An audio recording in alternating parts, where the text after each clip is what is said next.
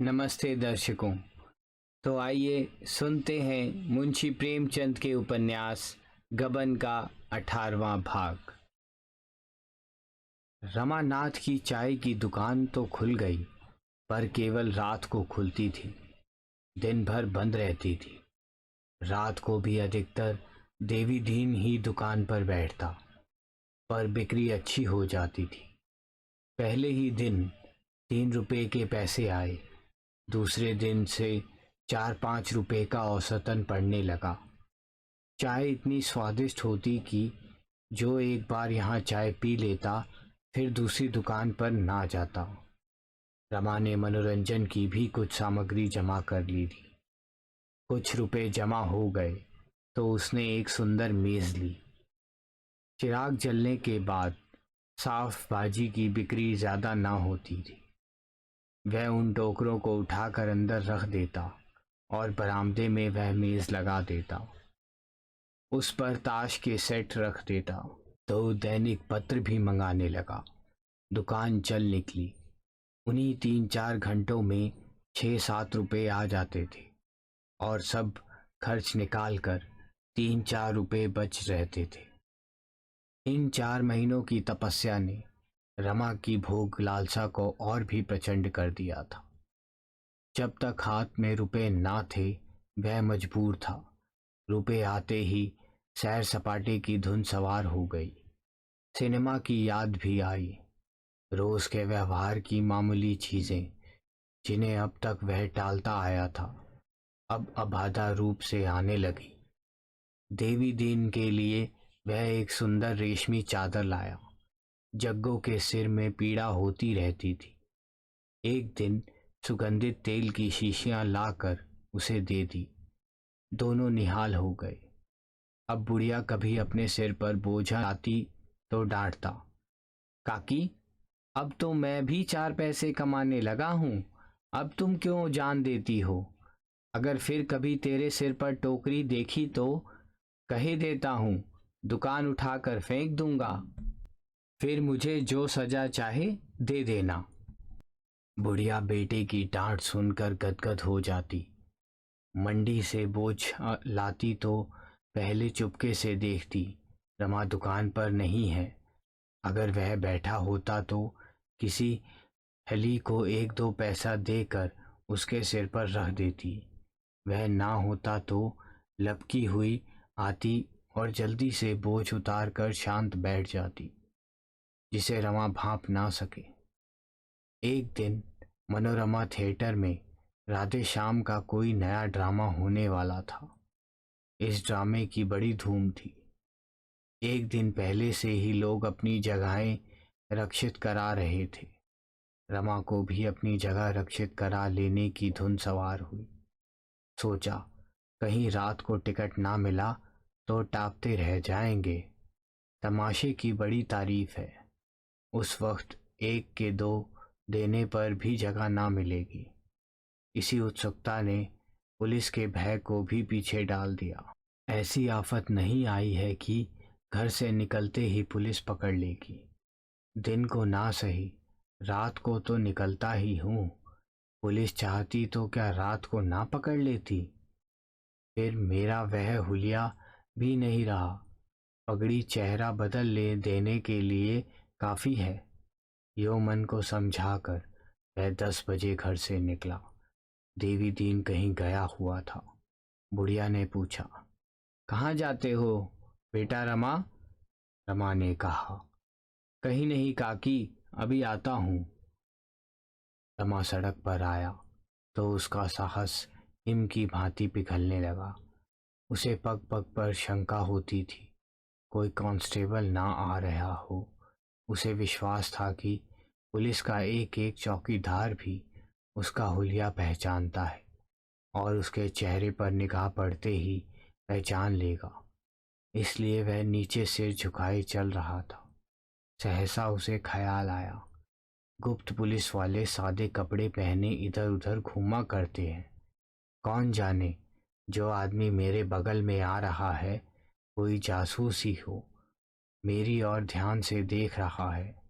यूं सिर झुकाकर चलने से ही तो नहीं उसे संदेह हो रहा है। यहाँ और सभी सामने ताक रहे हैं, कोई यूं सिर झुकाकर नहीं चल रहा है। मोटरों की इस रेल पेल में सिर झुकाकर चलना मौत को नेता देना है।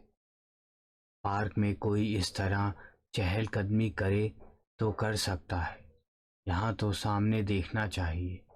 लेकिन बगल वाला आदमी अभी तक मेरी ही तरफ ताक रहा है शायद कोई खुफिया ही है। उसका साथ छोड़ने के लिए वह एक तंबोली की दुकान पर पान खाने लगा। वह आदमी आगे निकल गया। रमा ने आराम की लंबी सांस ली। अब उसने सिर उठा लिया और दिल मजबूत करके चलने लगा। इस वक्त ट्राम का भी कहीं पता ना था। नहीं, उसी पर बैठ लेता। थोड़ी ही दूर चला होगा कि 3 कांस्टेबल आते दिखाई दिए। रमा ने सड़क छोड़ दी और पटरी पर चलने लगा। खामखा सांप के बिल में उंगली डालना कौन सी बहादुरी है। दुर्भाग्य की बात, तीनों कांस्टेबल ने भी सड़क छोड़कर वही पटरी ले ली। मोटरों के आने जाने से बार बार इधर उधर दौड़ना पड़ता था। रमा का कलेजा धक धक करने लगा। दूसरी पटरी पर जाना तो संदेह को और भी बढ़ा देगा। कोई ऐसी गली भी नहीं जिसमें घुस जाऊं। अब तो सब बहुत समीप आ गए। क्या बात है, सब मेरी ही तरफ देख रहे हैं। मैंने बड़ी हिमाकत की कि यह पगड़ बांध लिया, और बंदी भी कितनी बेतुकी। एक टीले सा ऊपर उठ गया है। यह पगड़ी आज मुझे पकड़वाएगी। बांधी थी कि इससे सूरत बदल जाएगी। यह उल्टे और तमाशा बन गई। हाँ, तीनों मेरी ही ओर ताक रहे हैं, आपस में कुछ बातें भी कर रहे हैं। रमा को ऐसा जान पड़ा पैरों में शक्ति नहीं है। वह शायद सब मन में मेरी हुलिया मिला रहे हैं। अब नहीं बच सकता। घर वालों को मेरे पकड़े जाने की खबर मिलेगी तो कितने लज्जित होंगे। जालपा तो रो रो कर प्राण ही दे देगी। 5 साल से कम सजा ना होगी। आज इस जीवन का अंत हो रहा है। इस कल्पना ने उसके ऊपर कुछ ऐसा आतंक जमाया कि उसके औसान जाते रहे। जब सिपाहियों का दल समीप आ गया तो उसका चेहरा भय से कुछ ऐसा विकृत हो गया, उसकी आंखें कुछ ऐसी शंसक हो गई, और अपने को उनकी आंखों से बचाने के लिए वह कुछ इस तरह दूसरे आदमियों की आड़ खोजने लगा कि मामूली आदमी को भी उस पर संदेह होना स्वाभाविक था। फिर पुलिस वालों की मंजी हुई आंखें क्यों चूकती। एक ने अपने साथी से कहा, यो मनई चोर ना होए तो तुम्हारी टांगन ते निकर जाइब, कस चोरन नाई का ताकत है। दूसरा बोला, कुछ संदेह तो हमू का हुए रहा, और कहा पांडे असली चोर है। तीसरा आदमी मुसलमान था। उसने रमानाथ को ललकारा, ओ जियो पगड़ी, जरा इधर आना, तुम्हारा क्या नाम है। रमानाथ ने सीना जोरी के भाव से कहा, हमारा नाम पूछकर क्या करोगे, मैं क्या चोर हूं। चोर नहीं, तुम साह हो, नाम क्यों नहीं बताते। रमा ने एक क्षण में कहा, हीरा लाल। घर कहाँ है। घर? हाँ, घर ही पूछते हैं। शाहजहांपुर। कौन मोहल्ला। रमा शाहजहांपुर ना गया था, ना कोई कल्पित नाम ही उसे याद आया कि बता दे, तो साहस के साथ बोला, तुम तो मेरा हुलिया लिख रहे हो। कांस्टेबल ने भपकी दी, तुम्हारा हुलिया पहले से ही लिखा हुआ है। नाम झूठ बताया, सहीनत झूठ बताई, मोहल्ला पूछा तो बंगले झांकने लगे। महीनों से तुम्हारी तलाश हो रही है, आज जाकर मिले हो। चलो थाने पर। यह कहते हुए उसने रमानाथ का हाथ पकड़ लिया। रमा ने हाथ छुड़ाने की चेष्टा करके कहा, वारंट लाओ, तब हम चलेंगे। क्या मुझे कोई देहाती समझ लिया है? कांस्टेबल ने एक सिपाही से कहा। पकड़ लो जी इनका हाथ, वहीं थाने पर वारंट दिखाया जाएगा। शहरों में ऐसी घटनाएं मदारियों के तमाशे से भी ज्यादा मनोरंजक होती हैं। सैकड़ों आदमी जमा हो गए। देवी दीन इसी समय अफीम लेकर लौट आ रहा था। यह जमाव देखकर वह भी आ गया। देखा कि 3 कांस्टेबल रमानाथ को घसीटे लिए जा रहे हैं। आगे बढ़कर बोला, हैं हैं जमादार, यह क्या करते हो? यह पंडित जी तो हमारे मेहमान हैं, कहाँ पकड़े लिए जाते हो? तीनों कांस्टेबल देवी दीन से परिचित थे, रुक गए। एक ने कहा, तुम्हारे मेहमान हैं? कब से? देवी दीन ने मन में हिसाब लगाकर कहा, 4 महीने से कुछ बेशी हुए होंगे। मुझे प्रयाग में मिल गए थे, रहने वाले भी वहीं गए हैं, मेरे साथ ही तो आए थे। मुसलमान सिपाही ने मन में प्रसन्न होकर कहा, इनका नाम क्या है? देवी दीन ने सिर पिटाकर कहा, नाम इन्होंने बताया ना होगा। सिपाहियों का संदेह दृढ़ हो गया। पांडे ने आंखें निकाल कर कहा, जान परत है तुम हो मिले हो, नाव काहे नाही बतावत हो इनका। देवी दीन ने आधारहीन साहस के भाव से कहा, मुझसे रोब ना जमाना पांडे, समझे? यहां धमकियों में नहीं आने के। मुसलमान सिपाही ने मानो मध्यस्थ बनकर कहा, बूढ़े बाबा, तुम तो खामखा बिगड़ रहे हो, इनका नाम क्यों नहीं बतला देते? देवी दीन ने कातर नजरों से रमा की ओर देखकर कहा, हम लोग तो रमानाथ कहते हैं, असली नाम यही है या कुछ और, यह हम नहीं जानते। पांडे ने आंखें निकालकर हथेली को सामने करके कहा, बोलो पंडित जी, क्या नाम है तुम्हारा? रमानाथ या हीरा लाल, या दोनों, एक घर का एक ससुराल का? तीसरे सिपाही ने दर्शकों को संबोधित करके कहा, नाम है रमानाथ, बतावत है हीरा लाल, सबूत हुए गवाह। दर्शकों में कानाफूसी होने लगी। सुबह की बात तो है, साफ है, नाम और पता दोनों गलत बता दिया। एक मारवाड़ी सज्जन बोलो, उचक्को सो है। एक मौलवी साहब ने कहा, कोई इश्तिहारी मुलजिम है? जनता को अपने साथ देखकर सिपाहियों को और भी जोर हो गया। रमा को भी अब उनके साथ चुपचाप चले जाने ही में अपनी कुशल दिखाई दी। इस तरह सिर झुका लिया मानो उसे इसकी बिल्कुल परवाह नहीं है कि उस पर लाठी पड़ती है या तलवार। इतना अपमानित वह कभी ना हुआ था।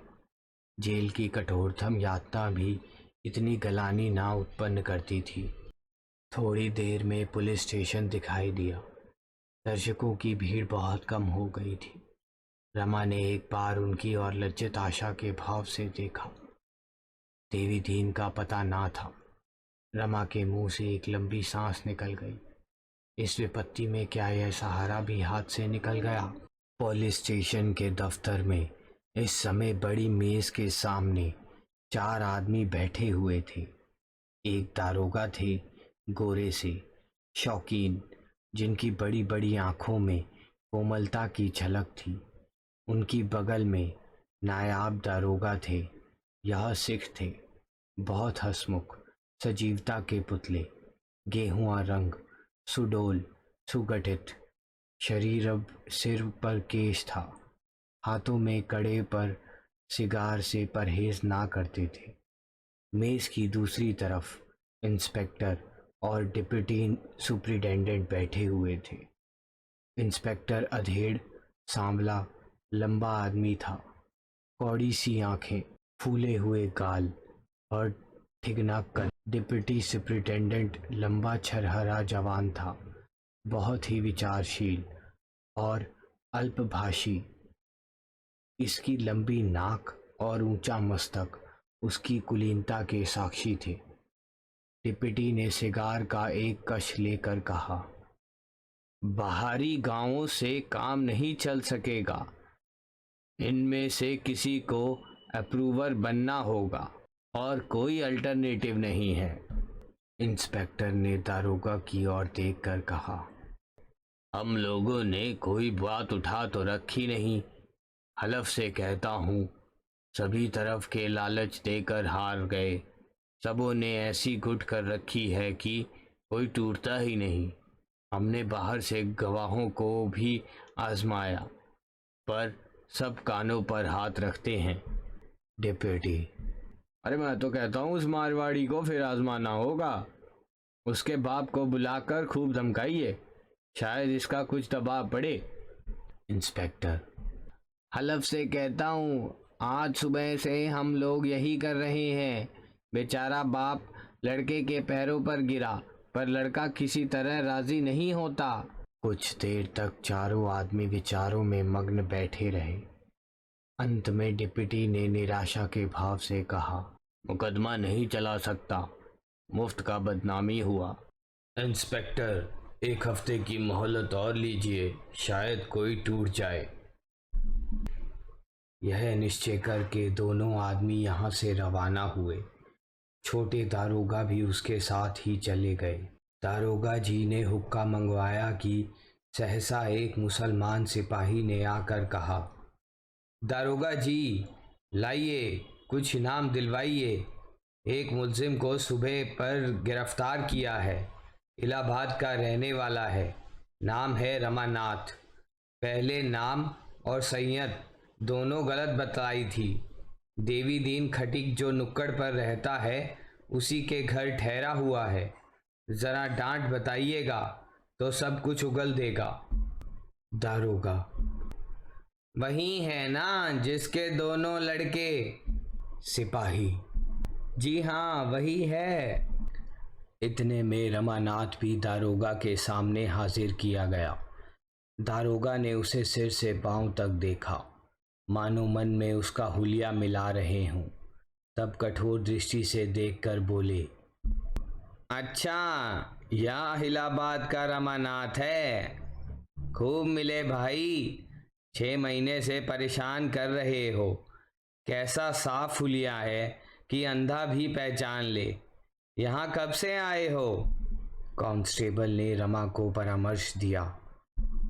सच सच कह दो और तो तुम्हारे साथ कोई सख्ती ना की जाएगी। रमा ने प्रसन्नचित्त बनने की चेष्टा करके कहा, अब तो आपके हाथ में हूँ, रियायत कीजिए या सख्ती कीजिए। इलाहाबाद की म्यूनसिपैलिटी में नौकर था। हिमाकत कहिए या बदनसीबी, चुंगी के 400 रुपये मुझसे खर्च हो गए। मैं वक्त पर रुपए जमा ना करा सका। शर्म के मारे घर के आदमियों से कुछ ना कहा, नहीं तो इतने रुपए इंतज़ाम हो जाना कोई मुश्किल ना था। जब कुछ बस ना चला तो वहाँ से भागकर यहाँ चला आया। इसमें एक हर्फ भी गलत नहीं है। दारोगा ने गंभीर भाव से कहा, मामला कुछ संगीन है। क्या कुछ शराब का चस्का पड़ गया था? मुझसे कसम ले लीजिए जो कभी शराब मुंह से लगाई हो। कांस्टेबल ने विनोद करके कहा, मोहब्बत के बाजार में लुट गए होंगे हजूर। रमा ने मुस्कुराकर कहा, मुझसे फाके मस्तों का वहाँ कांक गुजर। दारोगा, तो क्या जुआ खेल डाला या बीवी के लिए जेवर बनवा डाले? रमा झेप कर रह गया। अपराधी मुस्कुराहट उसके मुख पर रो पड़ी। दारोगा, अच्छी बात है, तुम्हें भी यहाँ खासे मोटे जेवर मिल जाएंगे। एकाएक बूढ़ा देवी दीन आकर खड़ा हो गया। दारोगा ने कठोर स्वर में कहा, क्या काम है यहाँ? देवी दीन, हुजूर को सलाम करने चला आया। इन बेचारों पर दया की नजर रहे हुजूर, बेचारे बड़े सीधे आदमी हैं। दारोगा, बच्चा, सरकारी मुल्जिम को घर में छिपाते हो, उस पर सिफारिश करने आए हो? देवी दीन, मैं क्या सिफारिश करूँगा हुजूर, 2 कौड़ी का आदमी। दारोगा, जानता है इन पर वारंट है, सरकारी रुपए गबन कर गए हैं। देवी दीन, हुजूर भूल चूक आदमी से ही तो होती है, जवानी की उम्र है ही खर्च हो गए होंगे। यह कहते हुए देवी दीन ने 5 गिनियां कमर से निकाल कर मेज पर रख दी। दारोगा ने तड़प कर कहा, यह क्या है? देवी दीन, कुछ नहीं है हुजूर को पान खाने को। दारोगा, रिश्वत देना चाहते हो? क्यों, कहो तो बचा इसी इल्जाम में भेज दूं। देवी दीन, भेज दीजिए सरकार, घरवाली लकड़ी कफन की फिक्र से छूट जाएगी, वहीं बैठा आपको दुआ दूंगा। दारोगा, अब इन्हें छुड़ाना है तो 50 गिनियां लाकर सामने रखो, जानते हो इनकी गिरफ्तारी पर 500 रुपए का इनाम है।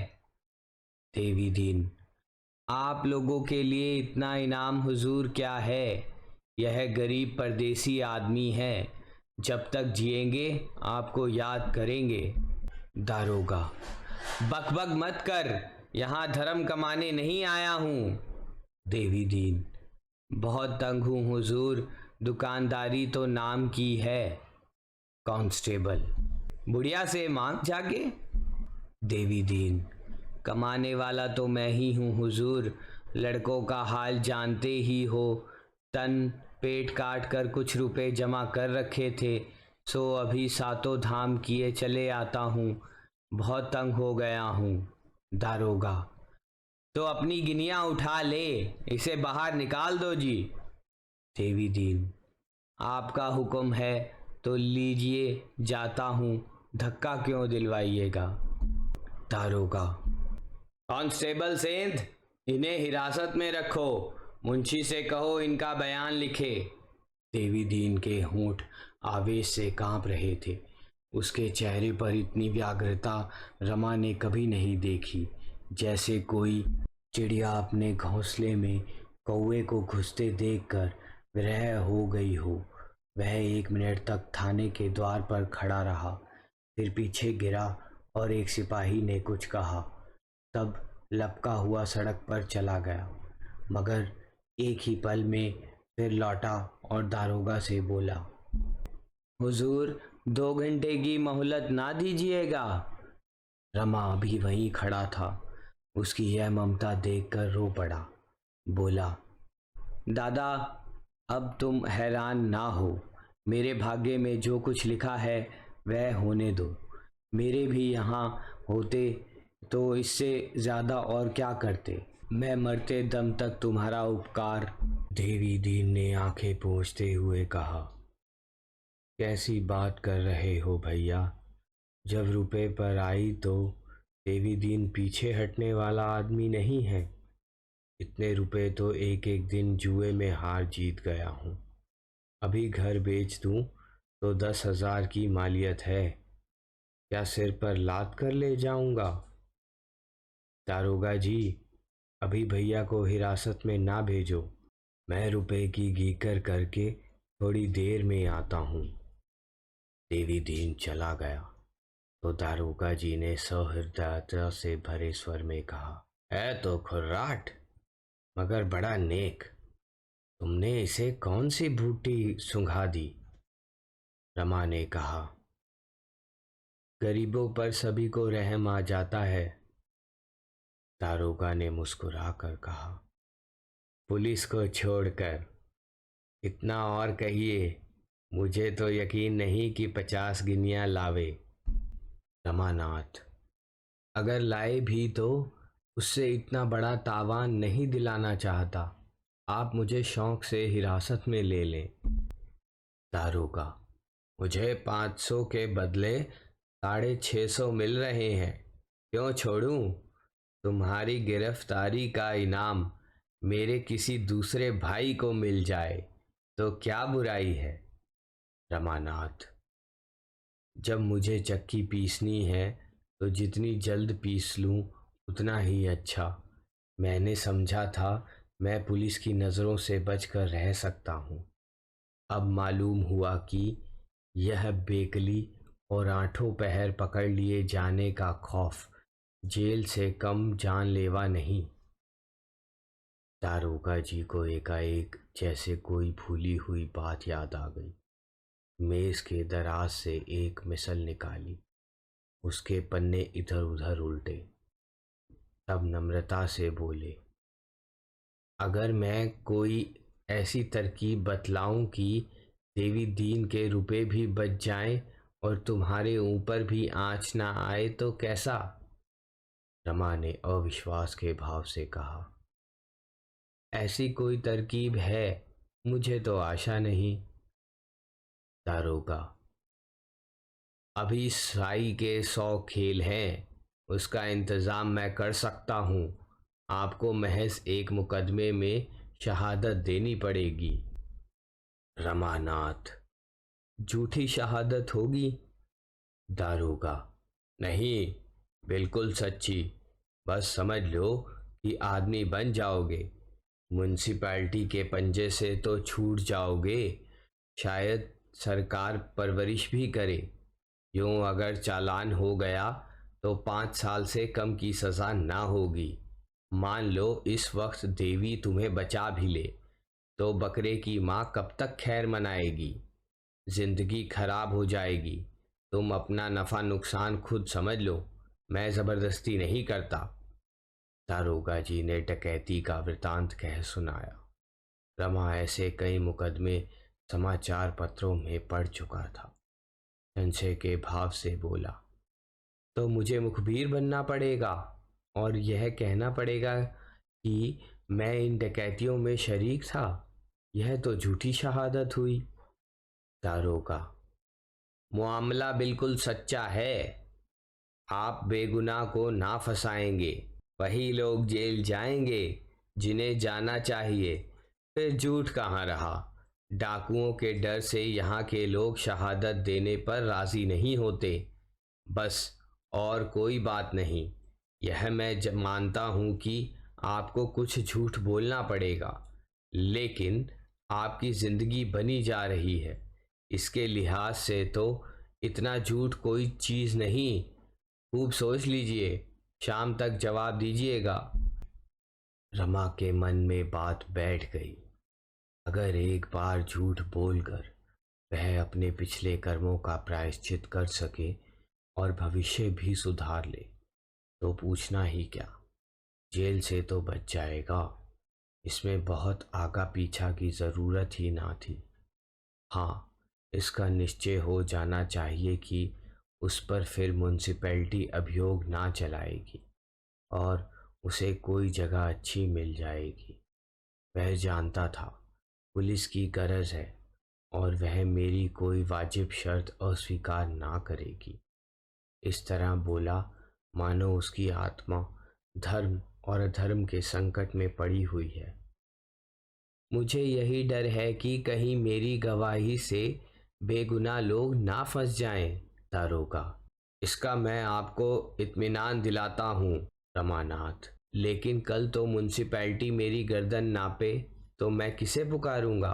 दारोगा, मजाल है म्यूनसिपैलिटी चूं कर सके। गौजदारी के मुकदमे में मुद्दई तो सरकार की होगी।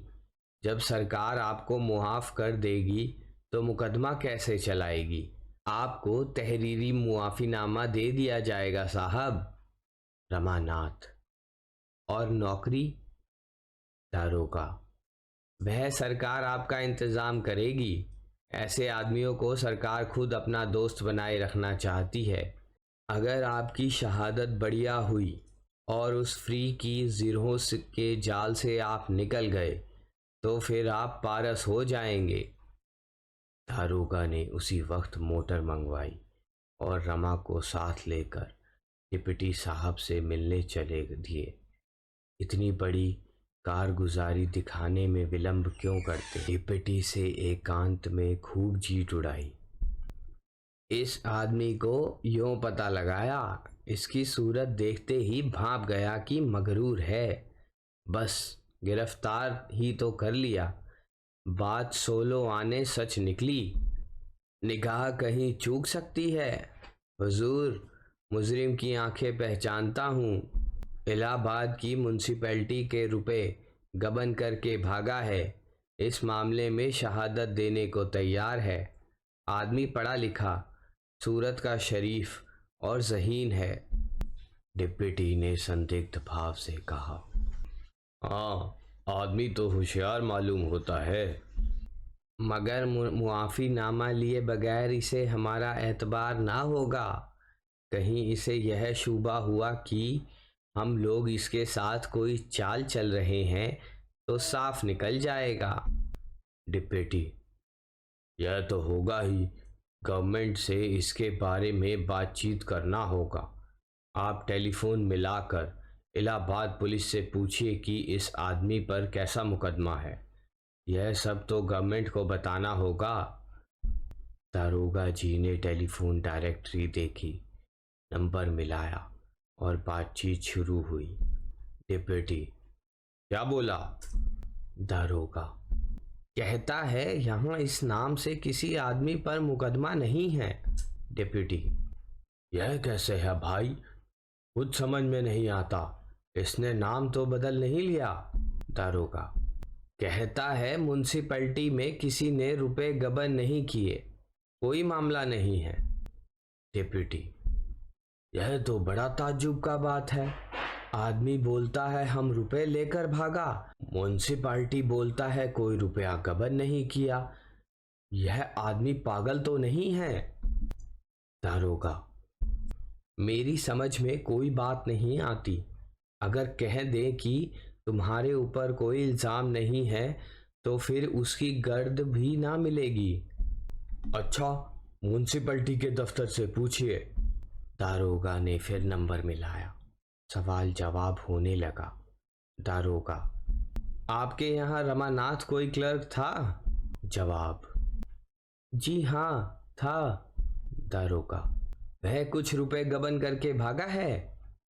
जवाब, नहीं, वह घर से भागा है पर गबन नहीं किया। क्या वह आपके यहाँ है? दारोगा, जी हाँ, हमने उसे गिरफ्तार किया है। वह खुद कहता है कि मैंने रुपए गबन किए। बात क्या है? जवाब, पुलिस तो लाल भुजक्कड़ है, जरा दिमाग लड़ाइए। दारोगा, यहाँ तो अकल काम नहीं करती। जवाब, यहीं क्या, कहीं भी काम नहीं करती। सुनिए, रमानाथ ने मिजाज लगाने में गलती की, डर कर भागा।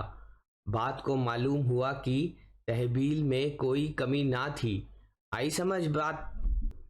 डिप्टी, अब क्या करना होगा खान साहब? चिड़िया हाथ से निकल गया। दारोगा, निकल कैसे जाएगी हुजूर? रमानाथ से यह बात कही ही क्यों जाए? बस उसे किसी ऐसे आदमी से मिलने ना दिया जाए जो बाहर की खबरें पहुंचा सके। घर वालों को उसका पता अब लग जावेगा ही। कोई ना कोई ज़रूर उसकी तलाश में आवेगा। किसी को ना आने दें। तहरीर में कोई बात ना लाई जाए। ज़बानी इत्मीनान दिला दिया जाए। कह दिया जाए कमिश्नर साहब को मुआफ़ीनामा के लिए रिपोर्ट गई है। इंस्पेक्टर साहब से भी राय ले ली जाए। इधर तो यह लोग सुप्रिटेंडेंट से परामर्श कर रहे थे। उधर 1 घंटे में देवी दीन लौट कर थाने आया तो कांस्टेबल ने कहा, दारोगा जी तो साहब के पास गए हैं। देवी दीन ने घबरा कर कहा, तो बाबूजी को हिरासत में डाल दिया? कांस्टेबल, नहीं, उन्हें भी साथ ले गए। देवी दीन ने सिर पीट कर कहा, पुलिस वालों की बात का कोई भरोसा नहीं। कह गया कि 1 घंटे में रुपए लेकर आता हूँ, मगर इतना भी सब्र ना हुआ। सरकार से 500 तो मिलेंगे, मैं 600 देने को तैयार हूँ। हाँ, सरकार में कारगुजारी हो जाएगी। और क्या वहीं से उन्हें प्रयागराज भेज देंगे? मुझसे भेंट भी ना होगी। बुढ़िया रो रो कर मर जाएगी। यह कहता हुआ देवी दीन वहीं जमीन पर बैठ गया। कांस्टेबल ने पूछा, तो यहाँ कब तक बैठे रहोगे? देवी दीन ने मानो कौड़े की काट से आहत होकर कहा, अब तो दारोगा जी से दो दो बातें करके ही जाऊंगा, चाहे जेल ही जाना पड़े, पर फटकारूंगा जरूर, बुरी तरह फटकारूंगा। आखिर उनके भी तो बाल बच्चे होंगे, क्या भगवान से जरा भी नहीं डरते? तुमने बाबूजी को जाति भर देखा था, बहुत रंजीदा थे। कांस्टेबल, रंजीदा तो नहीं थे, खांसी तरह हंस रहे थे। दोनों जने मोटर में बैठ कर गए हैं। देवी दीन ने अविश्वास के भाव से कहा, हंस क्या रहे होंगे बेचारे, मुंह से चाहे हंस लें, दिल तो रोता ही होगा। देवी दीन को यहाँ बैठे 1 घंटा भी ना हुआ था कि सहसा जग्गो आ खड़ी हुई। देवी दीन को द्वार पर बैठे देखकर बोली, तुम यहाँ क्या करने लगे? भैया कहाँ हैं? देवी दीन ने मर्माहत होकर कहा, भैया को ले गए हैं सुपरिटेंडेंट के पास। ना जाने भेंट होती है कि ऊपर ही ऊपर प्रयागराज भेज दिए जाते हैं। जग्गू, दारोगा जी भी बड़े वह हैं, कहा तो था कि इतना लेंगे, कहाँ लेकर चल दिए। देवी दीन, इसलिए तो बैठा हूँ कि आमे तो दो दो बातें कर लूँ। जग्गू, हाँ फटकारना ज़रूर, जो अपनी बात का नहीं वह अपने बाप का क्या होगा। मैं तो खरी कहूँगी, मेरा क्या कर लेंगे। देवी दीन, दुकान पर कौन है? जग्गू, बंद कराई हूँ, अभी बेचारे ने कुछ खाया भी नहीं, सवेरे से वैसे ही है। चूल्हे में जाए वह तमासाब, उसी की टिकट लेने तो जाते थे, ना घर से निकलते तो काहे को यह सब बला सिर पड़ती। देवी दीन, जो उधर से ही पराग भेज दिया तो? जग्गू, तो चिट्ठी तो आवेगी ही, चलकर वहीं देख आवेंगे। देवी दीन, सजा हो जाएगी। जग्गू, रुपए जमा कर देंगे तब काहे को होगी, सरकार अपने रुपए ही तो लेगी। देवी दीन, नहीं पगली, ऐसा नहीं होता, चोर माल लौटा दे तो वह छोड़े थोड़े ही दिए जाएगा। जग्गू ने परिस्थिति की कठोरता अनुभव करके कहा, दारोगा जी। वह अभी बात भी पूरी ना कर पाई थी कि दारोगा जी की मोटर सामने आ पहुंची। इंस्पेक्टर साहब भी थे। रमा इन दोनों को देखते ही मोटर से उतर कर आया और प्रसन्न मुख से बोला, तुम यहाँ देर से बैठे हो क्या दादा? आओ कमरे में चलो। अम्मा, तुम कब आई? दारोगा जी ने विनोद करके कहा, कहो चौधरी, रुपए लाए हो? देवी दीन, जब कह दिया था कि मैं थोड़ी देर में आता हूँ तो आपको मेरी राह देख लेनी चाहिए थी। चलिए अपने रुपए लीजिए। दारोगा, खोद कर निकाले होंगे। देवी दीन, आपके अकबाल से 1500 अभी ऊपर ही निकल सकते हैं, ज़मीन खोदने की ज़रूरत नहीं पड़ी। चलो भैया, बुढ़िया कब से खड़ी है, मैं रुपए चुका कर आता हूँ। यह तो इंस्पेक्टर साहब थे ना, पहले इसी थाने में थे। दारोगा, तो भाई अपने रुपए ले जाकर उसी हांडी में रख दो। अफसरों की सलाह हुई है कि इन्हें छोड़ना ना चाहिए, मेरे बस की बात नहीं है। इंस्पेक्टर साहब तो पहले ही दफ्तर में चले गए थे। यह तीनों आदमी बातें करते उसे बगल वाले कमरे में गए। देवी दीन ने दारोगा की बात सुनी तो भौहें तिरछी हो गई। बोला, दारोगा जी, मर्दों की एक बात होती है, मैं तो यही जानता हूँ। मैं रुपए आपके हुक्म से लाया हूँ, आपको अपना कॉल पूरा करना पड़ेगा। कहे के मुकर जाना नीचों का काम है। इतने कठोर शब्द सुनकर दारोगा जी को भन्ना जाना चाहिए था, पर उन्होंने जरा भी बुरा ना माना। हंसते हुए बोले, भाई अब चाहे नीच कहो चाहे दगाबाज कहो, पर हम इन्हें छोड़ नहीं सकते, ऐसे शिकार रोज नहीं मिलते। कॉल के पीछे अपनी तरक्की नहीं छोड़ सकता। दारोगा के हंसने पर देवी दीन और भी तेज हुआ। तो आपने कहा किस मुंह से था? दारोगा, कहा तो इसी मुंह से था, लेकिन मुंह हमेशा एक सा तो नहीं रहता। इसी मुंह से जिसे गाली देते हैं उसकी इसी मुंह से तारीफ भी करता हूं। देवी दीन, यह मूछें मुड़वा लीजिए। दारोगा, मुझे बड़ी खुशी से मंजूर है। नीयत तो मेरी पहले ही थी, पर शर्म के मारे ना मुड़वाता था। अब तुमने दिल मजबूत कर दिया। देवी दीन, हंसिए मत दारोगा जी। आप हंसते हैं और मेरा खून जला जाता है। मुझे चाहे जेल ही क्यों ना हो जाए, लेकिन मैं कप्तान साहब से ज़रूर कह दूंगा। हूँ तो टके का आदमी, पर आपके अकबाल से बड़े अफसरों तक पहुँच है। दारोगा, अरे यार, तो क्या सचमुच कप्तान साहब से मेरी शिकायत कर दोगे? देवी दीन ने समझा कि धमकी कारगर हुई, अकड़ कर बोला, आप जब किसी की नहीं सुनते, बात कहकर मुकर जाते हैं, तो दूसरे भी अपने सी ही करेंगे। मेम साहब तो रोज ही दुकान पर आती हैं। दारोगा, कौन? देवी, अगर तुमने साहब या मेम साहब से मेरी कुछ शिकायत की तो कसम खाकर कहता हूं कि घर खुदवाकर फेंक दूंगा। देवी दीन, जिस दिन मेरा घर खुदेगा उस दिन यह पगड़ी और चपरास भी ना रहेगी हुजूर। दारोगा, अच्छा, तो मारो हाथ पर हाथ, हमारी तुम्हारी दो दो चाटे हो जाएं, यही सही।